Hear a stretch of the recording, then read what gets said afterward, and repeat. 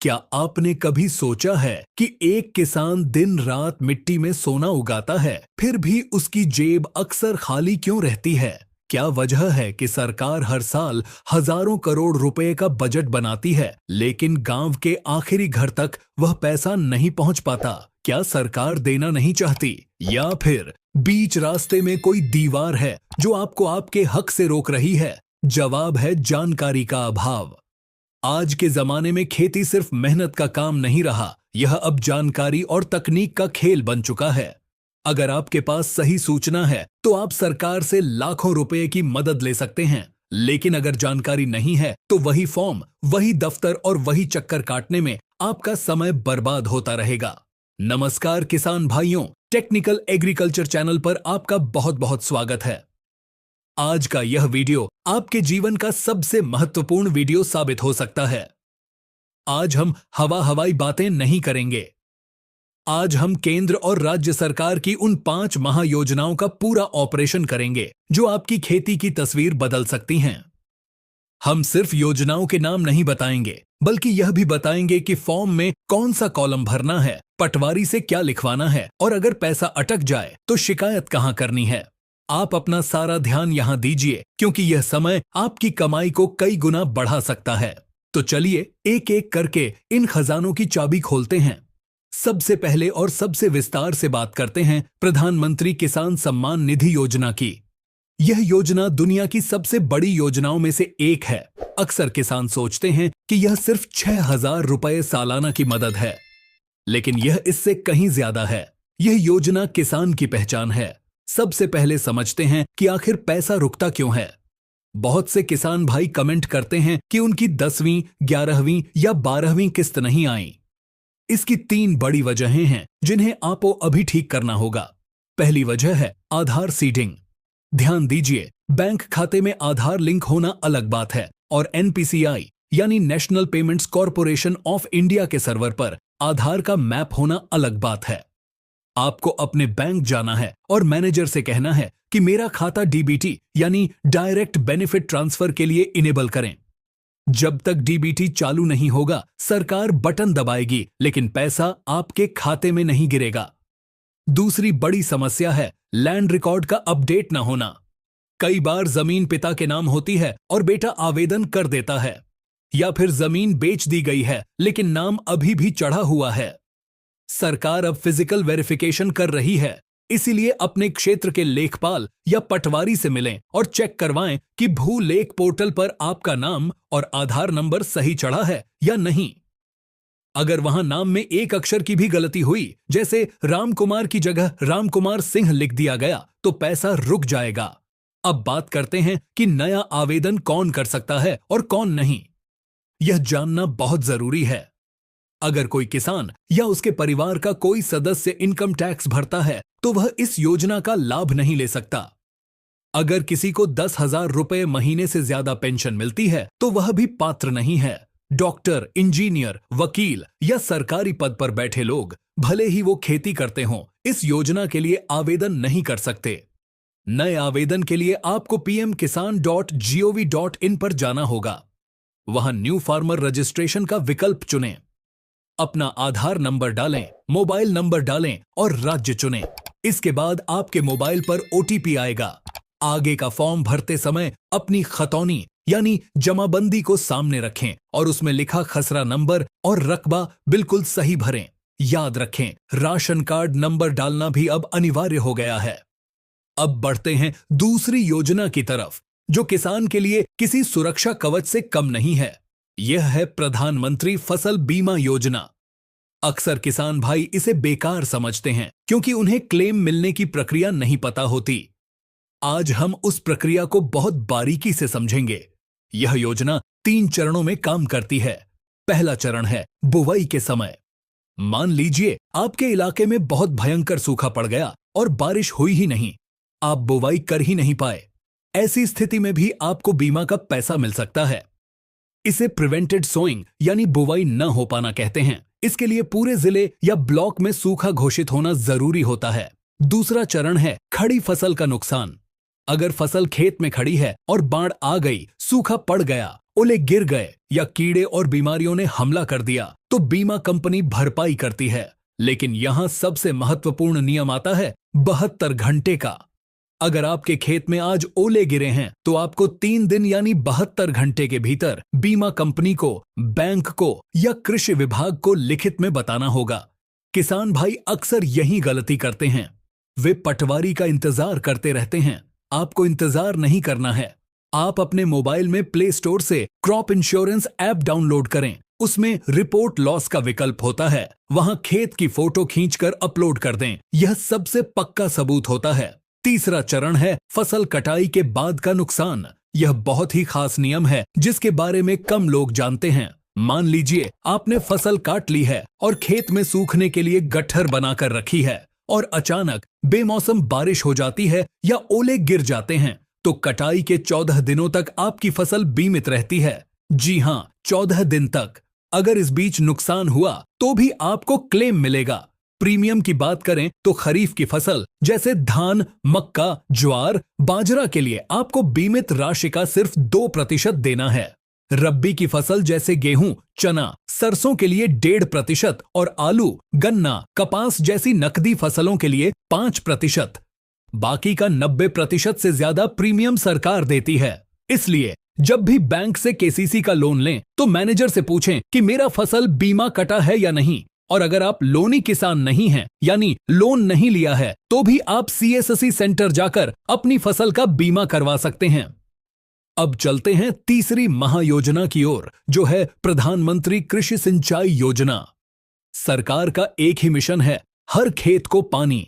लेकिन पानी की कमी को देखते हुए अब जोर पर ड्रॉप मोर क्रॉप पर है। अगर आप आज भी पुराने तरीके से नाली बनाकर पानी दे रहे हैं तो आप अपनी खाद और मेहनत दोनों बर्बाद कर रहे हैं। सरकार ड्रिप इरिगेशन यानी टपक सिंचाई और स्प्रिंकलर यानी फव्वारा सिंचाई पर भारी सब्सिडी दे रही है। ड्रिप सिंचाई उन फसलों के लिए सबसे अच्छी है जो लाइन में लगती हैं, जैसे गन्ना, मक्का, कपास, सब्जियां और फलों के बाग। इसमें पाइप के जरिए पानी सीधे पौधे की जड़ में बूंद बूंद करके गिरता है। इससे फायदा यह होता है कि खेत में खरपतवार नहीं उगते क्योंकि खाली जगह सूखी रहती है। दूसरा बड़ा फायदा है फर्टिगेशन। आप खाद को पानी में घोलकर सीधे ड्रिप के जरिए दे सकते हैं। इससे खाद का खर्चा आधा हो जाता है और पैदावार 30% तक बढ़ जाती है। दूसरी तरफ अगर आप गेहूं, चना या सरसों जैसी घनी फसलें उगाते हैं तो आपके लिए स्प्रिंकलर या रेन गन बेस्ट है। यह बारिश जैसी फुहार बनाता है। इससे मिट्टी ठोस नहीं होती और बीजों का जमाव अच्छा होता है। सब्सिडी लेने के लिए क्या करें? इसके लिए आपको ऑनलाइन आवेदन करना पड़ता है। अलग अलग राज्यों में अलग पोर्टल हैं, जैसे उत्तर प्रदेश में पारदर्शी किसान सेवा योजना, मध्य प्रदेश में ई कृषि यंत्र अनुदान पोर्टल। इसमें छोटे और सीमांत किसान जिनके पास 2 हेक्टेयर से कम जमीन है उन्हें ज्यादा सब्सिडी मिलती है। अनुसूचित जाति और जनजाति के किसानों के लिए सब्सिडी और भी ज्यादा होती है। आवेदन के लिए आपके पास आधार कार्ड, जमीन की खतौनी, बैंक पासबुक और एक फोटो होना चाहिए। याद रखें, मंजूरी मिलने के बाद आपको सरकार द्वारा अधिकृत डीलर से ही सिस्टम खरीदना है और उसका पक्का बिल जीएसटी नंबर के साथ अपलोड करना है। उसके बाद अधिकारी आपके खेत पर आकर सत्यापन करेंगे और पैसा सीधे आपके खाते में आ जाएगा। चौथी योजना बहुत ही शानदार है, जो है कृषि यांत्रिकीकरण सब्सिडी योजना। दोस्तों, आज मजदूरों की समस्या बहुत बढ़ गई है। समय पर मजदूर नहीं मिलते और खेती पिछड़ जाती है। इसका इलाज है मशीनीकरण। केंद्र सरकार की SMAM यानी सब मिशन ऑन एग्रीकल्चरल मैकेनाइजेशन योजना के तहत हर छोटे बड़े यंत्र पर छूट मिलती है।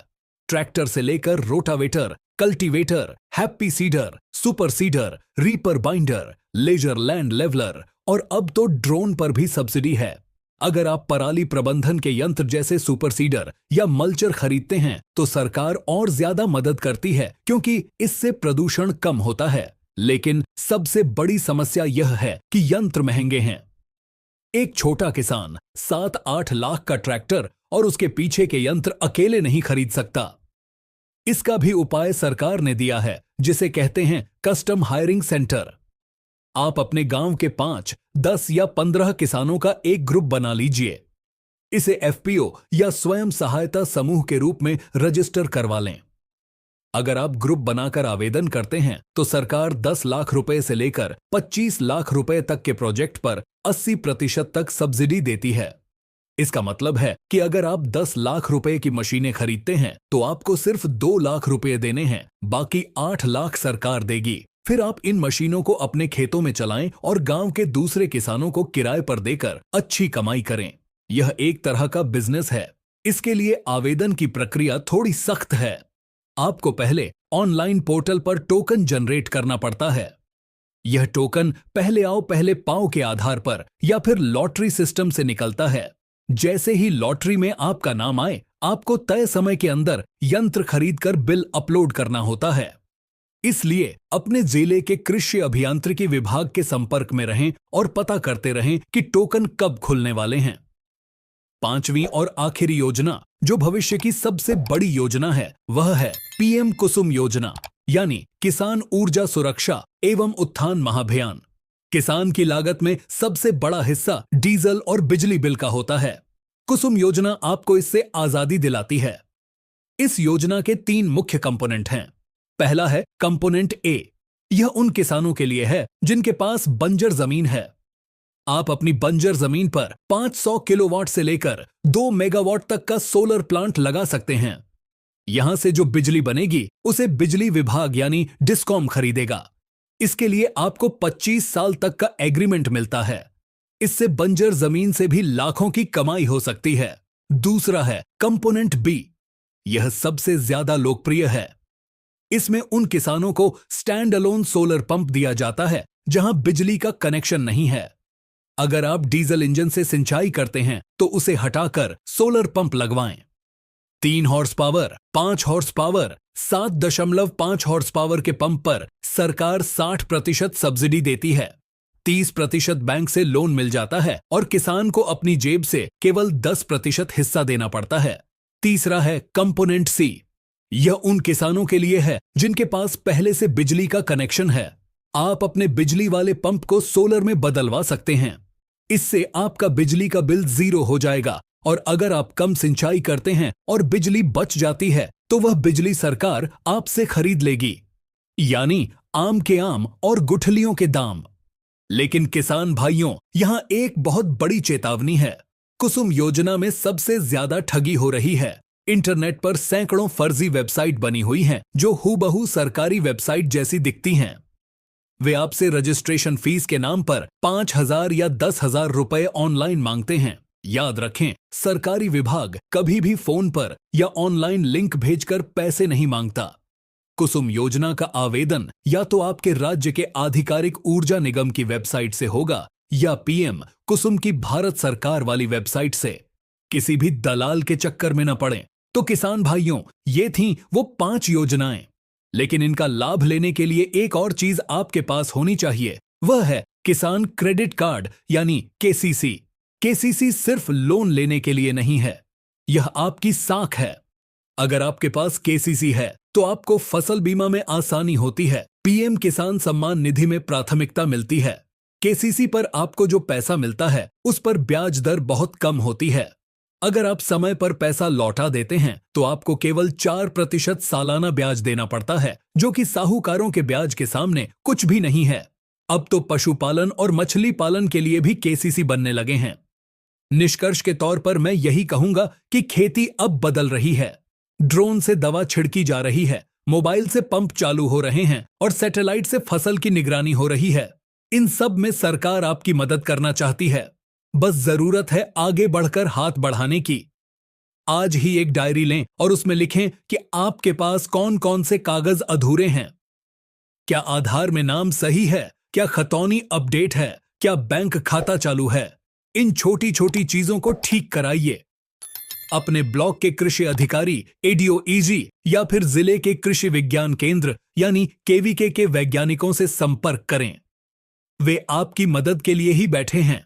अगर आपको फॉर्म भरने में, वेबसाइट खोजने में या किसी नियम को समझने में दिक्कत आ रही है तो नीचे कमेंट बॉक्स में अपना सवाल लिखें।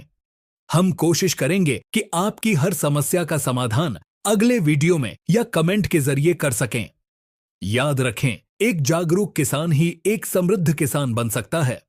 इन सरकारी योजनाओं का पैसा आपका पैसा है। यह टैक्स का पैसा है जो आपकी सुविधा के लिए है। इसे यूं ही न जाने दें। अगर आपको यह जानकारी अच्छी लगी तो इसे अपने व्हाट्सएप ग्रुप्स में अपने गांव के दोस्तों के साथ शेयर जरूर करें। हो सकता है आपके एक शेयर से किसी गरीब किसान का रुका हुआ पैसा आ जाए या किसी को सोलर पंप मिल जाए। भलाई करने से ही भलाई मिलती है। टेक्निकल एग्रीकल्चर चैनल के साथ जुड़े रहने के लिए दिल से धन्यवाद। चैनल को सब्सक्राइब करना न भूलें और घंटी वाला बटन जरूर दबाएं ताकि अगली वीडियो की जानकारी सबसे पहले आपको मिले। हम जल्द ही एक नई वीडियो लेकर आएंगे जिसमें हम बताएंगे कि अलग अलग फसलों के लिए बेस्ट खाद का कॉम्बिनेशन क्या होना चाहिए। तब तक के लिए अपने खेतों का ध्यान रखें, स्वस्थ रहें और खुशहाल रहें। जय जवान, जय किसान, जय विज्ञान।